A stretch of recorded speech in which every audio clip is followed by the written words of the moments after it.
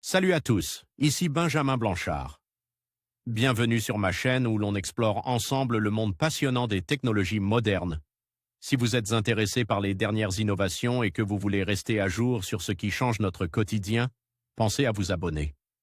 Aujourd'hui, on va plonger dans un sujet incontournable des nouvelles tech. Prêts à découvrir? C'est parti. Bonjour à tous et bienvenue sur ma chaîne. Aujourd'hui, je vais aborder un sujet très sensible et d'actualité, la chasse aux pédocriminels et la réponse d'Apple face aux critiques qui ont émergé récemment. Nous allons explorer les mesures mises en place par la firme à la pomme pour lutter contre la pédocriminalité en ligne, ainsi que les controverses qui entourent ces initiatives. Je vais également partager avec vous des chiffres clés et des témoignages qui illustrent l'importance de cette lutte. Restez avec moi pour découvrir les enjeux et les réactions suscitées par cette problématique cruciale. Alors que des associations et des militants craignent que des États prennent le contrôle de l'outil de detection d'Apple, la firme se défend. Son backdoor, qui surveille les images pédopornographiques sur iCloud, est limite à un usage bien spécifique.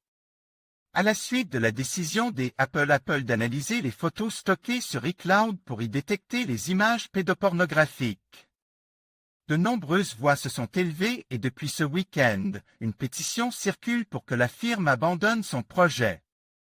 Déjà signée par plusieurs milliers d'internautes, cette lettre ouverte signée de groupes et de militants de la protection de la vie privée numérique, comme Edward Snowden, juge que le backdoor mis en place par Apple pourrait être transformé en outil de surveillance par des gouvernements autoritaires. Presque de toutes parts, Apple a décidé de répondre via une foire aux questions, et la firme rappelle que sa technologie se limite à détecter le contenu lié à des abus sexuels sur des enfants, stock dans iCloud, et qu'en aucun cas, elle n'accédera aux demandes des gouvernements pour en étendre le champ d'action. L'outil ne recherche que des images interdites, déjà identifiées. Au passage, Apple révélait que des pays l'ont effectivement déjà contacté dans le passé.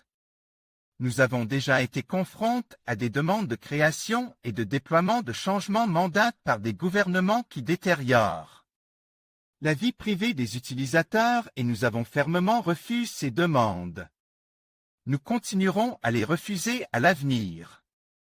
À ceux qui craignent qu'Apple ne scanne tout type de photos, la société répond que sa technologie, basée sur une intelligence artificielle, ne peut être utilisée pour détecter autre chose que des images d'abus sexuels. Apple indique d'ailleurs que sa liste d'images interdites est fournie par le Centre national pour les enfants disparus et exploités, NCMEC, et d'autres organisations de sécurité des enfants, et que le système ne fonctionne qu'avec ces images. Comment Apple va analyser vos photos pour faire la chasse aux pédocriminels?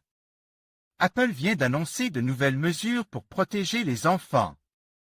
Parmi celles-ci, un nouveau système qui permet à la firme de traquer les pédophiles en analysant les images transférées sur iCloud aux États-Unis et en signalant toutes celles répertoriées dans une base de données nationale d'images pédopornographiques.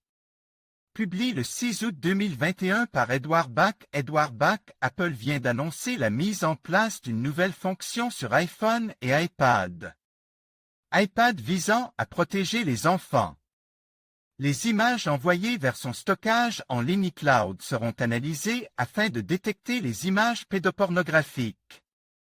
Déjà lancée en phase test, elle sera étendue à tous les utilisateurs aux États-Unis avec le lancement de la mise à jour iOS 15 cet automne. Le traitement des photos se fera en local, directement sur l'appareil de l'utilisateur.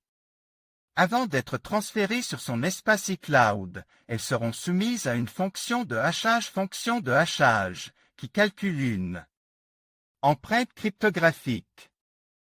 C'est cette empreinte qui sera ensuite comparée à une base de données fournie par le National Center for Missing and Exploited Children, NCMEC. Cette base de données sera directement intégrée dans iOS 15 et contiendra les empreintes de toutes les images pédopornographiques déjà répertoriées. Une alerte est lancée au-delà d'un certain seuil. Cette méthode permet d'assurer la confidentialité des données, puisque tout le traitement est fait en local, et seul. L'empreinte cryptographique est comparée.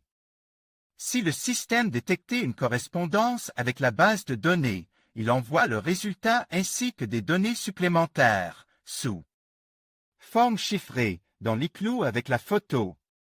À partir d'un certain seuil, non précise, un employé d'Apple pourra accéder à ces images afin de déterminer si elles correspondent effectivement à de la pédopornographie. Le cas échéant, Apple désactive le compte de l'utilisateur et contacte le NCMEC. D'autres services de stockage en ligne ont déjà mis en place des systèmes similaires. Toutefois, celui des Apple ne peut signaler que les images déjà identifiées par les autorités. Il n'y a aucune analyse du contenu des images, et donc le système ne risque pas de signaler des parents lorsqu'ils prennent en photo leurs enfants dans le bain, par exemple. En conclusion, la réponse d'Apple aux critiques concernant la chasse aux pédocriminels souligne l'importance de la sécurité des enfants en ligne tout en soulevant des questions sur la vie privée et la surveillance. Alors que la technologie continue d'évoluer, il est essentiel de trouver un équilibre entre la protection des plus vulnérables et le respect des droits individuels. Les débats autour de ces enjeux complexes ne font que commencer, et il sera crucial de suivre l'évolution des politiques et des technologies mises en place pour garantir un environnement numérique plus sûr.